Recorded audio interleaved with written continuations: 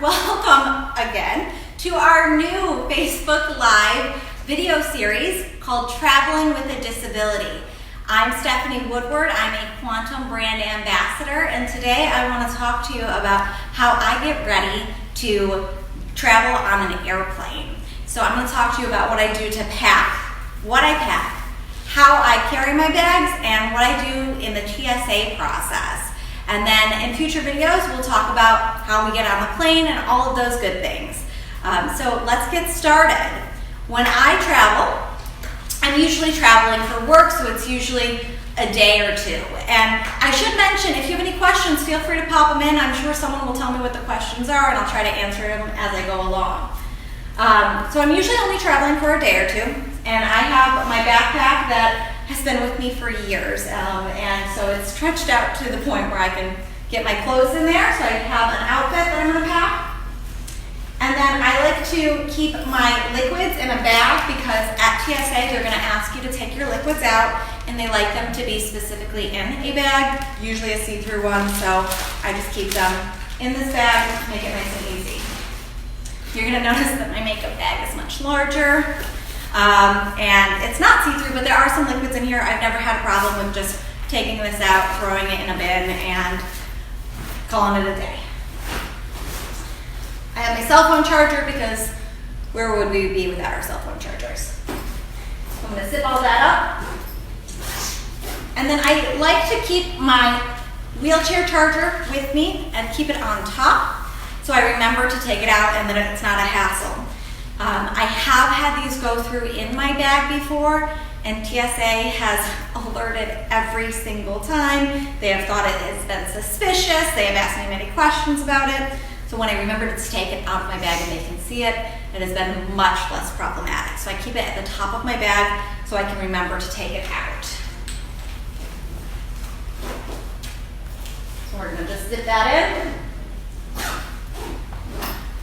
And the last thing I like to pack is feminine products. So anyone who travels and has any sort of bladder disabilities, I have to pee all the time. And I have about 30 seconds warning between when I have to pee and when I'm going to pee. So if you use a catheter or some sort of leg bag, then you may want to use that when you're traveling on an airplane, and you could be all set.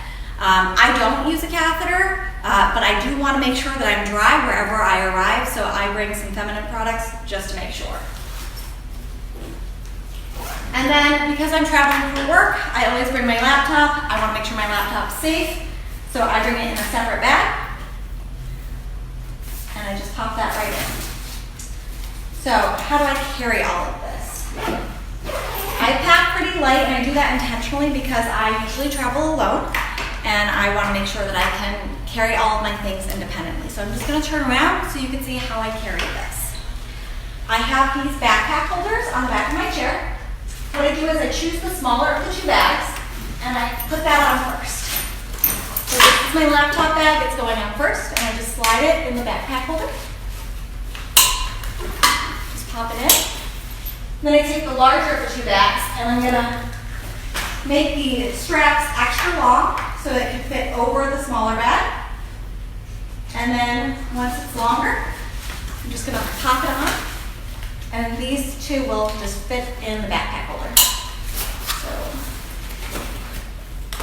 get there, and that way I can travel independently. Usually I have my hands free to grab my wallet or do whatever else I need to do.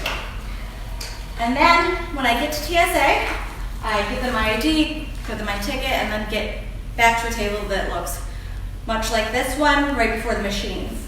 So then you're going to take off your bags,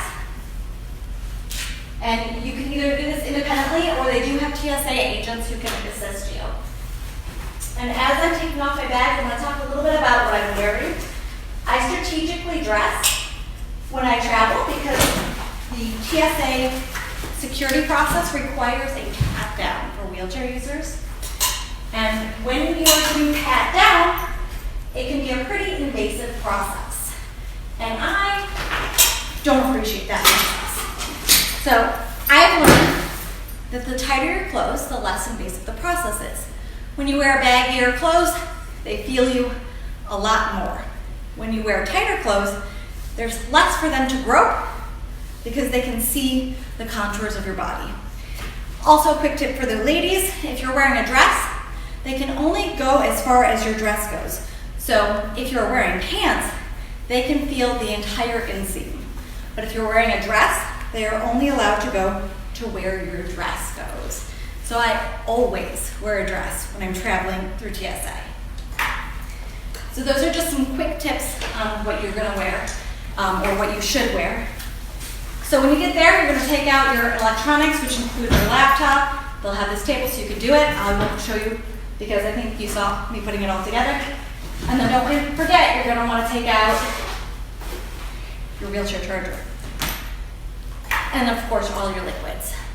Then when you finally get through, you'll have your bags go through, and then you're gonna have someone escort you through for the pat down process. They're gonna have you spread your arms. They're gonna give you this beautiful spiel about how they're going to pat you down. Do you want a private screening? For private areas, they're gonna use the back of their hands. They're gonna do a swooping motion below the breasts. It'll be very wonderful. It'll be a romantic experience for both of you, I'm sure. And you can spread your arms. At some point, they are going to ask you if you're able to move your body in one direction so that they can try to put their hand underneath to feel below your body with the back of their hand. While they're there, if you advise them, they may be able to smush your cushion at the same time. The not so experienced TSA agents will do these in separate motions. It saves you a lot of energy if they can check your cushion and the back of your leg at the same time. That way you don't have to do this leaning process multiple times. So I always advise them, hey, could you check my cushion while I'm already leaning in this direction? Once they're done patting down your body, they're gonna want to possibly check your hands. They will check your shoes if you don't take off your shoes. I always advise that I cannot take off my shoes. It's just a process to take off my shoes. So I say, I can't do it. It would take way too long for me to get them back on and then get back to the plane. So they take a swab on a wand and they test your shoes to make sure that there's no suspicious chemicals on you. And they'll also do that to your wheelchair. They're gonna do it in places that have seams, like on your cushion, and also on other parts of your wheelchair. And then they're gonna do a visual inspection, which may require them to go around your chair. Some of them get really intense and get on the ground and look under your chair. Hey, whatever's good for you. I'm still just gonna sit here. And then you should get approval to be on your way. So that is the packing and the TSA process. Be sure to tune in next time where we're gonna talk about what happens once you get past TSA.